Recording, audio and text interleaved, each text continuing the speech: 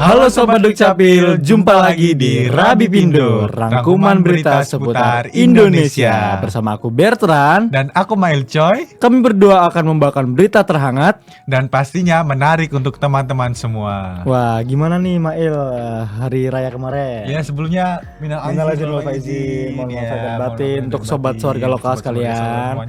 Gimana kemarin lebarannya? Menyenangkan? Cukup menyenangkan, akhirnya bisa kembali lagi bersama keluarga. Dan merasakan kehangatan lebaran. Wah, pasti sangat menyenangkan ya. Iya, betul sekali.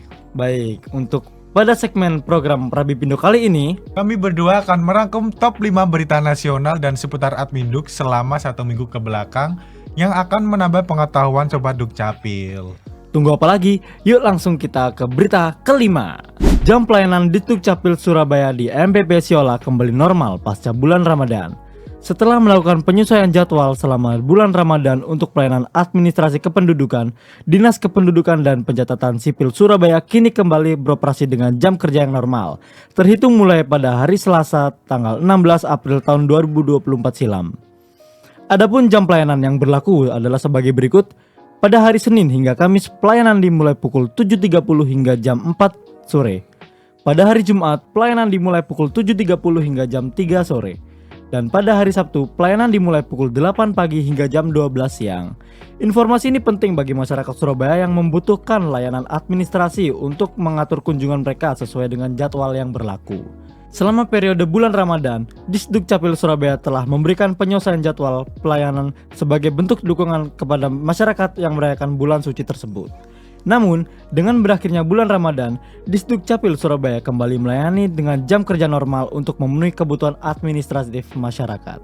Dengan perubahan jam kerja ini diharapkan muncul pemahaman dan kerjasama dari semua pihak agar proses administratif di Disdukcapil Surabaya berjalan dengan lancar dan efisien. Wah, sudah kembali normal untuk jam kerjanya ya? Sudah kembali normal karena kan sebelumnya sempat terpotong jamnya karena bulan suci Ramadan. Karena bulan suci Ramadan, jadi banyak orang yang berpuasa kan. Benar, jadi mereka sekali. Untuk menghemat energi kan. Menghemat energi juga untuk mempersiapkan buka puasa di sore hari. Juga di sore hari. Baik, betul sekali. Kemudian langsung masuk ke berita keempat. Usai libur seminggu, Wali Kota gelar halal bihalal beserta jajaran Pemkot Surabaya. Merayakan momen Hari Raya Idul Fitri 1445 Hijriah, pemerintah Kota Surabaya menjalin hubungan kasih melalui acara halal bihalal di Balai Kota pada hari pertama setelah cuti lebaran selama 1 minggu. Acara tersebut dihadiri langsung oleh Wali Kota Surabaya Bapak Eri Cahyadi dan Ketua TP PKK Kota Surabaya Ibu Rini Indriyani bersama dengan seluruh staf Pemkot Surabaya mulai dari hari Senin 16 April hingga Jumat 19 April 2024. Pada hari pertama, lebih dari 7.000 aparatur sipil negara dan tenaga kontrak bersama dengan semua tim satuan tugas di lingkungan Pemkot Surabaya memeriahkan acara halal bihalal.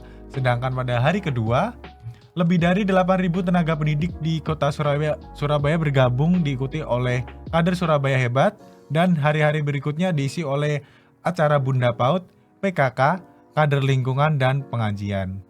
Menghargai kehangatan suasana lebaran, acara halal bihalal diwarnai dengan salam-salaman dengan wali kota beserta istri diikuti oleh makan bersama yang disediakan oleh berbagai pelaku UMKM kota Surabaya.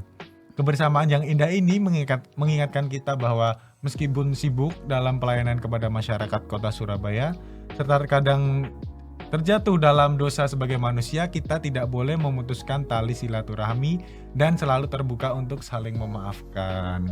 Wah, sangat ramah sekali ya Bapak Wali Kota kita. Iya, meski di tengah kesibukan beliau masih bisa berhangat kepada masyarakat dan juga elemen masyarakat yang ada di Surabaya.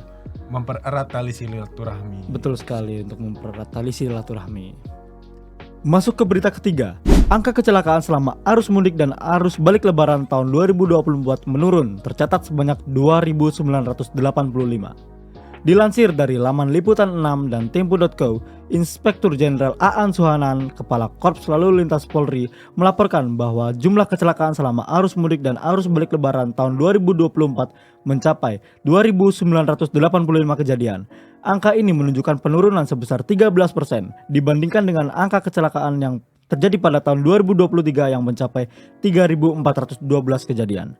Dari data tersebut, tercatat peningkatan jumlah korban luka berat dari 427 menjadi 533 atau meningkat sebesar 25%. Sementara itu, korban luka ringan mengalami penurunan dari 4.645 menjadi 3.983. Brigadir Jenderal Raden Slamet Santoso, Direktur Penegak Hukum Korps Polri, menyatakan bahwa faktor paling dominan penyebab kecelakaan lalu lintas selama arus mudik adalah pengemudi tidak menjaga jarak aman, mencapai 32%. Selain itu, kecelakaan saat berbelok menyumbang 16%, ceroboh berubah arus 13%, dan ceroboh saat menyalip sebesar 11%. Nah, meskipun tahun ini terjadi peningkatan jumlah pemudik, tapi angka kecelakaan justru malah menurun dari Tahun sebelumnya. Ya, dihimbau kepada sobat warga lokal untuk selalu berhati-hati ketika berkendara di jalan raya. Betul sekali, tetap menjaga keselamatan, jangan terburu-buru. Yang penting selamat sampai dengan tujuan. Betul sekali. Bila dirasa lelah, silakan menepi dan beristirahat. Kemudian lanjut ke berita berikutnya. Bukan lagi di bawah naungan Mendagri, jenis barang bawaan luar negeri akan diatur melalui aturan Menteri Keuangan.